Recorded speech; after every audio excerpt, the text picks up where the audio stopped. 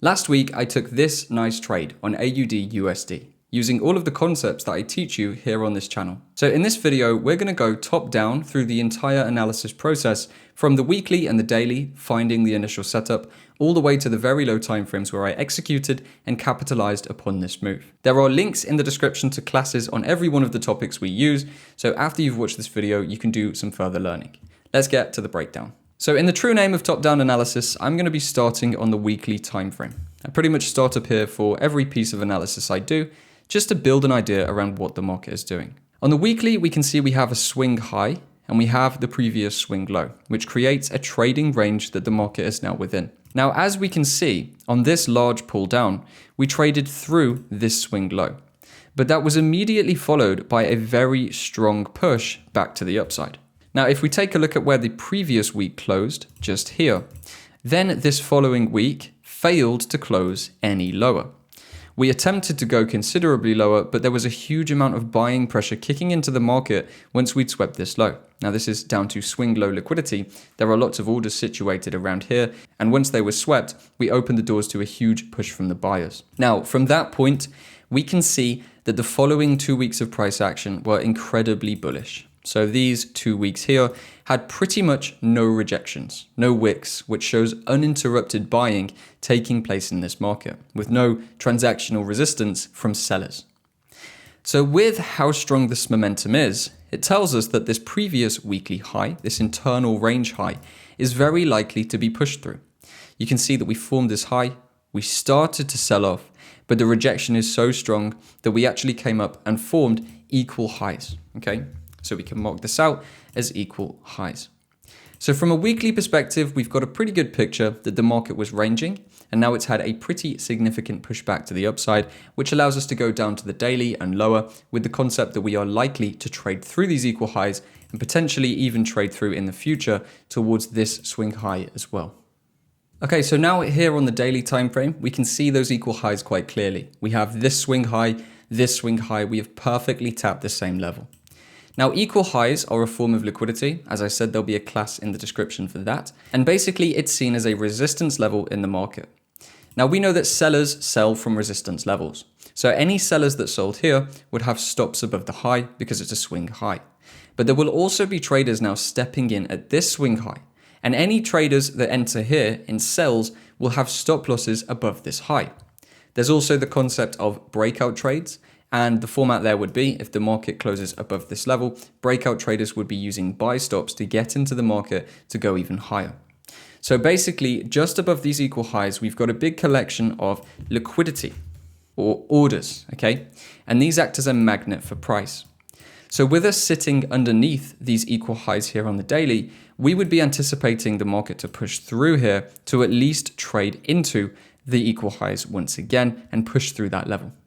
Now that creates a pretty clear target for us because now we know that this equal high level is very likely to be met once again. It's going to be a magnet for price. So if we can find an opportunity to buy into that, it should give us a good day trade. Now we've gone all the way down through to the 30-minute time frame because the 4-hour and the 1-hour don't really give us too much more clarity on the picture. So this is our target, okay, this equal high level. You can drag that down just to be perfectly set. If we take a look at this 30-minute range, we can now see that we've also got equal low liquidity. So we've got 1 tap, 2 taps there. That is going to create equal lows. Once again, as we know, equal highs and equal lows are likely to be swept through. And we can see that that is exactly what has now happened in the market just here. We had a sweep through this low, and then we had a huge rejection back to the upside, just like what we usually look for when equal highs and equal lows are swept. We've seen a sweep of liquidity and a follow through in significant bullish momentum, taking the market in the other direction. So now that these equal lows have been swept, we can look for structural changes to tell us that the market is ready to move to the buy side. What we need to do now is identify the market structure of the 30-minute time frame so that we can work out where the validation point is, or where the market breaks that will actually validate us getting into this buy trade. So starting from the top on the 30-minute time frame, we have the high of the movement, then we have this low. Then we have a lower high, then we have a lower low. Then we have a lower high here, then we have a lower low. Now, we did initially see a break of structure taking place at this point, but this is the importance of liquidity, okay?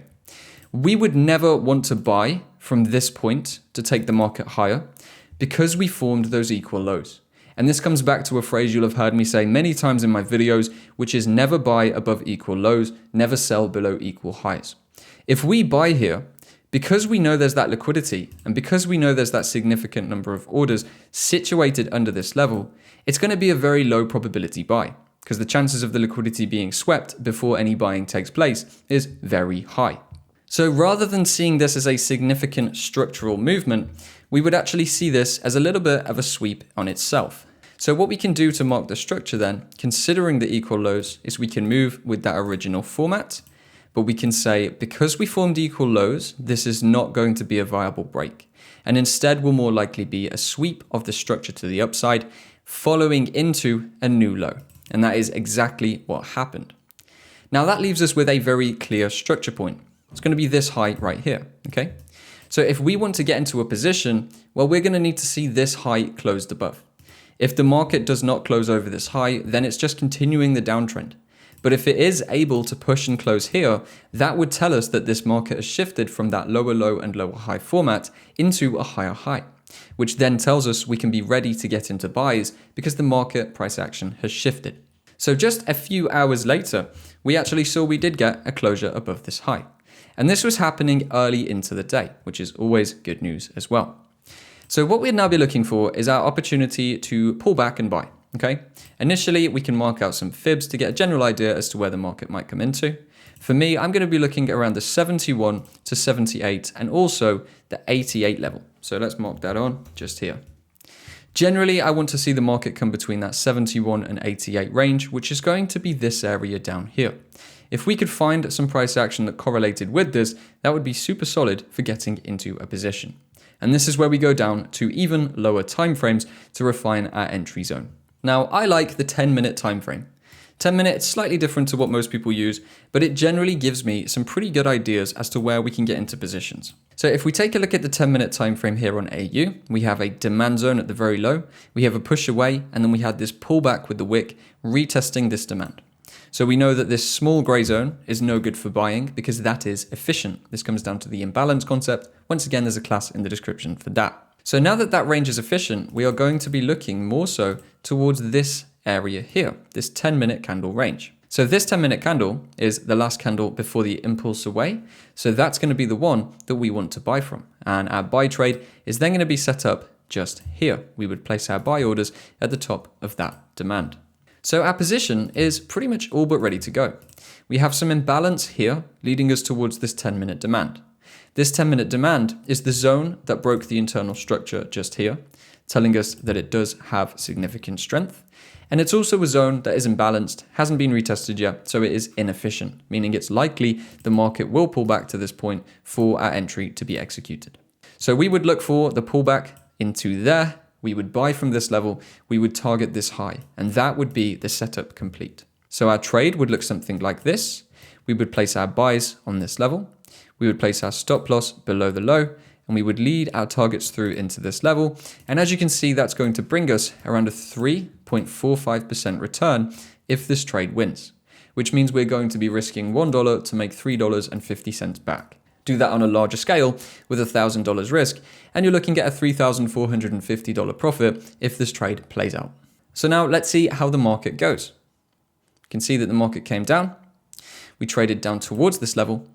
We had a pinpoint tap into this market, and then you will see pretty quickly the market made its movements all the way through towards those targets. So as you can see, there we have that final push, and the setup looks just like this. So that is the full breakdown then. To quickly recap upon it, we were targeting equal highs on the daily time frame. We used this 30-minute structure to identify a sweep of equal lows. Following that sweep of equal lows, we also had a sweep of this low just about, which is on the 10-minute time frame. Then we had a push away, we had a break of structure above this high. We had a pullback lower, we bought from imbalanced demand, and the market then rallied towards that equal high liquidity on the daily time frame. A very simple, effective setup. Now, One interesting thing, I managed to get this trade on my personal accounts, but when you're trading funded capital as well, your spreads aren't going to be as good. So I actually had to make a slightly later entry on my funded account. I'll post the screenshot somewhere on the screen just now. And that's a final note about being able to adapt to the markets. And if your entry is missed, don't be afraid to get in a little bit later. Your risk reward might be a bit smaller, but it's better than missing the entire movement. If you can see reason that the market is going to move without you and you've missed getting into your trade by a pip or less, then sometimes it's worth making that late entry, sacrificing a bit of risk reward and making sure you can at least make something on the move. So that is how I found this trade. As I said, check out the links in the description. There's a whole bunch of classes there. And if you want my recommendation on the next one to watch, click this video here and check that out.